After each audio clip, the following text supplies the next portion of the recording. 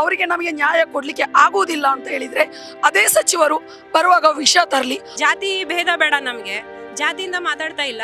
ಕೆಳಮಟ್ಟದಲ್ಲಿ ಶೋಷಿತ ವರ್ಗ ಅಂತ ಯಾರು ಇರೋದು ವಿಕಲಚೇತನರು ಮಾತ್ರ. ನಾವೇನು ವಿಕಲಚೇತನರು ಇದ್ದೇವೆ, ನಾವು ಇನ್ನೊಬ್ಬರ ಮೇಲೆ ಡಿಪೆಂಡ್ ಆಗೇ ಇರ್ತೇವೆ. ಚಿಕ್ಕದಕ್ಕೆ ಪುಟ್ಟದಕ್ಕೆ ನಾವು ಡಿಪೆಂಡ್ ಆಗಲೇಬೇಕು. ಸೊ ಹಾಗಿದ್ರೆ ನಮ್ಮನ್ನೇ ಅವರು ನೋಡಲ್ಲ ಅಂತ ಹೇಳಿದ್ರೆ ಇನ್ನು ಶೋಷಿತ ವರ್ಗ ಅಂತ ಬೇರೆ ಯಾವ್ದು ಕ್ರಿಯೇಟ್ ಮಾಡಿದ್ರೆ ಅದನ್ನಾರು ಹೇಳಿ ನಮಗೆ. ನಾವು ಶೋಷಿತ ವರ್ಗ ಅಲ್ಲ ಅನ್ನೋದಾದ್ರೆ ನಮ್ಮನ್ನು ನೋಡಲ್ಲ ಅಂದ್ರೆ ಮತ್ತೆ ಶೋಷಿತ ವರ್ಗ ಅಂತ ಬೇರೆ ಯಾವ್ದಿದೆ ಅದನ್ನ ಹೇಳಿ ಅವರು ನಮ್ಗೆ. ನಾವು ಮುಂದೆ ಒಂದು ದಿನ ಲೋಕಸಭಾ ಚುನಾವಣೆಯನ್ನೇ ನಿಷೇಧಿಸುವೆ, ಬಹಿಷ್ಕಾರ ಹಾಕ್ತೇವೆ. ನಾವು ರಾಜ್ಯದಲ್ಲಿ ನಾವು 6860 ಜನ ಇದೆ ಸರ್. MRW, VRW ಮತ್ತು URW 6860 ಜನ ಟೋಟಲ್ ಕಾರ್ಯಕರ್ತರು ಸರ್. ವಿಕಲಚೇತನರು ಮತದಾನ ಮಾಡೋಕ್ಕೆ ಹೊರಗೆ ಬರ್ತಾ ಇದಾರಂತೆ. ಅದು ಕಾರಣ ನಾವು ಒದಗಿಸಿದಂತ ಮೂಲಭೂತ ಸೌಕರ್ಯ ಸರ್. ನಮಗೆ ನಾವು 15 ವರ್ಷದಿಂದ ನಾವು ಇಲ್ಲಿ ಕೆಲಸ ಮಾಡ್ತಿದ್ದೀವಿ ಇಲಾಖೆಯಲ್ಲಿ. ಅವರಿಗೆ ಕನಿಷ್ಠ ವೇತನ ಕೂಡ ಕೊಟ್ಟಿಲ್ಲ ಇಲ್ಲಿವರೆಗೂ ಗೌರ್ನಮೆಂಟು. ಮತ್ತು ಖಾಯಂ ಕೂಡ ಮಾಡ್ತಾ ಇಲ್ಲ.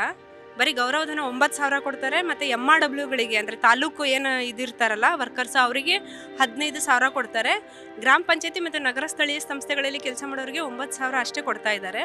ಮತ್ತು ಯಾವುದೇ ಸೇವಾ ಭದ್ರತೆ ಇಲ್ಲ. ಮತ್ತು ವರ್ಕ್ ಪ್ರೆಷರ್ ಮಾತ್ರ ಇದೆ ನಮಗೆ.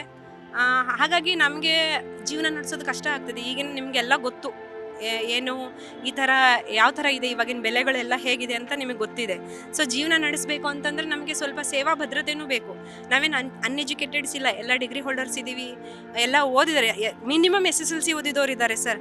ಅಂಥವರು ಕೆಲಸ ಮಾಡ್ತಾ ಇದ್ದೀವಿ ಇಲ್ಲಿ. ಪ್ರತಿ ವಿಕಲಚೇತನರ ಮನೆಗೂ ಹೋಗಿ ನಾವು ಸರ್ಕಾರದಿಂದ ಬರ್ತಕ್ಕಂಥ ಸೌಲಭ್ಯಗಳನ್ನು, ವ್ಯಾಕ್ಸಿನೇಷನಲ್ಲಂತೂ ಸಾಮಾನ್ಯ ಜನ ಮನೆಯಿಂದ ಹೊರಗೆ ಬರ್ತಾ ಇರಲಿಲ್ಲ.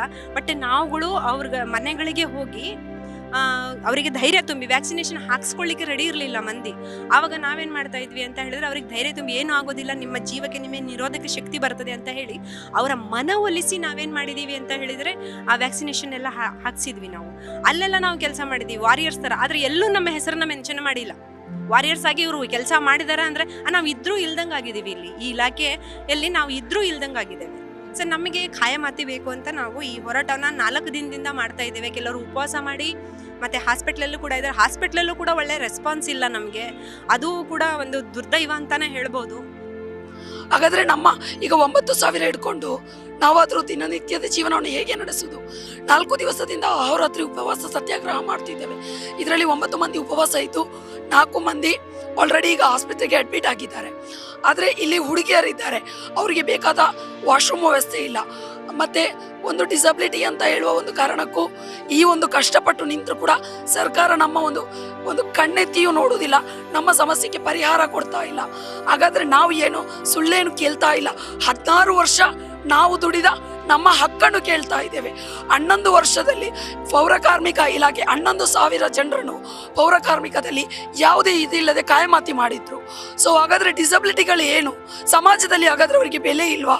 ಯಾಕಾಗಿ ಡಿಸಬಿಲಿಟಿಗಳನ್ನು ಮಾತ್ರ ನೀವು ಅಳೆದು ತೂಗ್ತಾ ಇದ್ದೀರಾ ಅನ್ನೋದು ನನ್ನ ಪ್ರಶ್ನೆ. ಒಂದು ವೇಳೆ ಸಚಿವರು ಇಲ್ಲಿ ಬರುವುದೇ ಇದ್ರೆ ನಮಗೆ ಲೆಟರ್ ಮೂಲಕ ಸಂಕ್ಷಿಪ್ತವಾದ ಒಳ್ಳೆಯ ಒಂದು ಸಿಹಿ ಸುದ್ದಿಯನ್ನು ತರಬೇಕು. ಅದು ಲೆಟರ್ ಮುಖಾಂತರ ಇರಬೇಕು. ಇಲ್ಲ ಅಂದ್ರೆ ಅವರಿಗೆ ನಮಗೆ ನ್ಯಾಯ ಕೊಡ್ಲಿಕ್ಕೆ ಆಗುವುದಿಲ್ಲ ಅಂತ ಹೇಳಿದ್ರೆ ಅದೇ ಸಚಿವರು ಬರುವಾಗ ವಿಷಯ ತರಲಿ, ಅದನ್ನು ಕುಡಿದು ನಾವು ಮಲಗ್ತೇವೆ. ಅವಾಗ ಅವರಿಗೆ ಯಾವ ತಲೆನೋವು ಇರುವುದಿಲ್ಲ, ಯಾರಿಗೂ ನಾವು ಭಾರನೂ ಆಗುದಿಲ್ಲ ಅಲ್ಲ. ಸಚಿವರು ಬಂದ್ರೆ ಕೂಡ ಕಾಯಮಾತಿಕೆನೇ ನಮಗೆ ಮಾಡಿಕೊಡ್ಬೇಕು. ಇಲ್ಲ ಅಂದ್ರೆ ಅದು ಏನು ಬಹಳ ಬೇಜಾರಿನ ಸಂಗತಿ. ಒಂದು ವೇಳೆ ಹಾಗೆ ನಮಗೆ ನ್ಯಾಯ ಸಿಗ್ಲಿಲ್ಲ ಅಂತ ಹೇಳಿದ್ರೆ ನಾವು ಮುಂದೆ ಒಂದು ದಿನ ಲೋಕಸಭಾ ಚುನಾವಣೆಯನ್ನೇ ಮಾಡ್ತೇವೆ, ನಿಷೇಧಿಸುವೆ, ಬಹಿಷ್ಕಾರ ಹಾಕ್ತೇವೆ. ನಾವು ಇಷ್ಟಾದರೂ ಕೂಡ ನಮ್ಮ ಇಲಾಖೆಯ ಸಚಿವರಾಗಲಿ ಅಥವಾ ಮಂತ್ರಿಗಳಾಗಲಿ ಬಂದು ನಮ್ಮನ್ನು ಯಾವುದೇ ರೀತಿಯಾಗಿ ಒಂದು ಸಾಂತ್ವನ ಹೇಳಿಲ್ಲ ಅಥವಾ ನಮಗೆ ಬೇಡಿಕೆಯನ್ನು ಈಡೇರಿಸಿಲ್ಲ. ಸರ್ಕಾರವು MRW, VRW ಅಂತ 2008ರಲ್ಲಿ ಗೌರವಧನದ ಆಧಾರದ ಮೇಲೆ ನೇಮಕ ಮಾಡಿಕೊಳ್ತು. ಆ ಗೌರವಧನದ ಆಧಾರದ ಮೇಲೆ ನಾವು ಇಲ್ಲಿವರೆಗೆ ಸೇವೆ ಸಲ್ಲಿಸುತ್ತಾ ಬಂದಿದ್ದೇವೆ. ಸೇವೆ ಸಲ್ಲಿಸುತ್ತಾ ಬಂದರು. ನಮಗೆ ಈಗ ನಮ್ಮ ವೇತನ 9,000 ರೂಪಾಯಿ, VRWಗಳಿಗೆ, MRWಗಳಿಗೆ 15,000 ರೂಪಾಯಿಗಳನ್ನು ಕೊಡ್ತಾ ಇದ್ದಾರೆ. ಆದ ಕಾರಣ ಸರ್ಕಾರಕ್ಕೆ ನಾವು ಕೇಳ್ಕೊಳ್ಳೋದೇನಪ್ಪ ಅಂದರೆ ನಮ್ಮನ್ನು ಕಾಯಮಾತಿ ಮಾಡಬೇಕು, ಇಲ್ಲ ಕನಿಷ್ಠ ವೇತನ ಮಾಡಬೇಕಂತ ಸರ್ಕಾರದಲ್ಲಿ ಮನವಿ ಮಾಡ್ಕೊಳ್ತಾ ಇದ್ದೇವೆ. ನಾವು ಕಳೆದ 4 ದಿನಗಳಿಂದ ಸರ್ ಅಹೋರಾತ್ರಿ ಉಪವಾಸ ಸತ್ಯಾಗ್ರಹವನ್ನು MRW URW ಮತ್ತು URW ಒಕ್ಕೂಟದಿಂದ ಹಮ್ಮಿಕೊಂಡಿದೆ ಸರ್. ಇಲ್ಲಿಯವರೆಗೆ ಸರ್ಕಾರ ಯಾವುದೇ ರೀತಿಯ ಸ್ಪಂದತೆಯನ್ನು ನೀಡ್ತಾ ಇಲ್ಲ ಸರ್. ನಾವು ವಿಕಲಚೇತನ ಸರ್, ನಾವು 4 ದಿನ ಈ ಒಂದು ಹೋರಾಟ ಮಾಡಿದ್ರೆ 15 ದಿನಕ್ಕೆ ಸಮ ಸರ್. ನಮ್ಮಲ್ಲಿ ಸ್ಪೈನಲ್ ಕಾರ್ಡ್ ಇಂಜರಿ ಆಗಿರೋದು ಸರ್, ಪೋಲಿಯೋ ಆಧಾರ ಇದ್ದಾರೆ ಸರ್, ಕಾಲಿಗೆ ರಾಡ್ ಹಾಕೊಂಡಿದ್ದಾರೆ ಸರ್, ಹೆಣ್ಮಕ್ಳುಗಳು ಅವರು ಏನೋ ಕಂಕಳದಲ್ಲಿ ಮಕ್ಕಳನ್ನ ಹೆಚ್ಕೊಂಡಿದ್ದಾರೆ ಸರ್. ಆದರೂ ಸಹ ಸರ್ಕಾರ ಕರುಣೆ ಅನ್ನೋ ಚೂರು ಇಲ್ಲ ಸರ್, ಸರ್ಕಾರಕ್ಕೆ ಹೃದಯ ಅನ್ನೋದಿಲ್ಲ ಸರ್. ಇವತ್ತು ನಾವು ಹ್ಯಾಂಡಿಕ್ಯಾಪ್ಟ್ ವಾಶ್ರೂಮಿಗೆ ಹೋಗೋದು ಕಷ್ಟ ಸರ್. ಎಷ್ಟೋ ಜನ ಏನಾದ್ರು ತಿಂದೆ ಅಥವಾ ಏನಾದರೂ ನಾವು ಕುಡಿದ್ರೆ ವಾಶ್ರೂಮ್ಗೆ ಹೋಗ್ಬೇಕಂತ ಉಪವಾಸ ಇದ್ದಾರೆ ಸರ್. ಆರೋಗ್ಯವನ್ನು ಮಿತವಾಗಿ ಸೇವನೆ ಮಾಡ್ತಾ ಇದ್ದಾರೆ ಸರ್. ಆದರೂ ಕೂಡ ಸರ್ಕಾರ ಯಾವುದೇ ರೀತಿಯ ನಮಗೆ ಸ್ಪಂದನೆ ಮಾಡ್ತಾ ಇಲ್ಲ ಸರ್. ನಮ್ಮ ಬೇಡಿಕೆ ಒಂದೇ ಸರ್, ನಾವು 16 ವರ್ಷಗಳಿಂದ ಸೇವೆ ಸಲ್ಲಿಸ್ತಾ ಇದ್ದೀವಿ ಸರ್. ವಿಕಲಚೇತನ ಮನೆ ಮನೆಗೆ ಹೋಗಿ ಸರ್ಕಾರದ ಎಲ್ಲ ಸೌಲಭ್ಯಗಳನ್ನು ಮುಡಿಸಿದ್ದೀವಿ ಸರ್. ಕೊರೋನಾ ಟೈಮಲ್ಲಿ ಅವರಿಗೆ ಲಸಿಕೆಯನ್ನು ಹಾಕ್ಸಿದ್ದೀವಿ ಸರ್. ಮತದಾನ ಈ ರೀತಿ ವಿಕಲಚೇತನ ಮತದಾನ ಏನು ಹೆಚ್ಚಿಗೆ ಆಗ್ತಾ ಇದೆ ಅಂತೆ, ವಿಕಲಚೇತನರು ಮತದಾನ ಮಾಡೋಕ್ಕೆ ಹೊರಗೆ ಬರ್ತಾ ಇದ್ದಾರೆ ಅಂತೆ, ಅದು ಕಾರಣ ನಾವು ಸರ್. ನಾವು ಒದಗಿಸಿದಂಥ ಮೂಲಭೂತ ಸೌಕರ್ಯ ಸರ್. ಹಾಗಾಗಿ ನಮ್ಮ ಬೇಡಿಕೆ ಏನು ಹೆಚ್ಚಿಗೆ ಇಲ್ಲ ಸರ್. ಒಂದೇ ಬೇಡಿಕೆ, 16 ವರ್ಷದ ಸೇವೆಯನ್ನು ಪರಿಗಣಿಸಿ ನಮ್ಮೆಲ್ಲ ನೌಕರನ್ನು ಕಾಯಂ ಮಾಡ್ಬೇಕು ಅನ್ನೋದು ಒಂದೇ ಬೇಡಿಕೆ ಸರ್ ನಮ್ಮದು. ರಾಜ್ಯದಲ್ಲಿ ನಾವು 6860 ಜನ ಇದೆ ಸರ್. MRW VRW ಮತ್ತು URW 6860 ಜನ ಟೋಟಲ್ ಕಾರ್ಯಕರ್ತರು ಸರ್. ಇದು ಸತತ 4ನೇ ದಿನ ಸರ್. ಇಲ್ಲಿವರೆಗೂ 5 ರಿಂದ 6 ಜನ ಹಾಸ್ಪಿಟ್ಲ್ ಸೇರಿದೆ ಸರ್. ಉಪವಾಸ ಸತ್ಯಾಗ್ರಹ ಮಾಡಿ ಅಸ್ವಸ್ಥರಾಗಿದ್ದಾರೆ. ಎಷ್ಟೋ ಜನ ಇಲ್ಲಿ ಕೂತವರು ಏನೋ ಒಂದು ಮಕ್ಕಳಿಗೂ ಹುಷಾರಿಲ್ಲದೆ ಹೋದ್ಮೇಲೆ ಮೆಡಿಕಲಿಂದ ಮಾತ್ರೆಯನ್ನು ತಗೊಂಬಂದು ಕೊಟ್ಟಿದ್ದಾರೆ ಸರ್.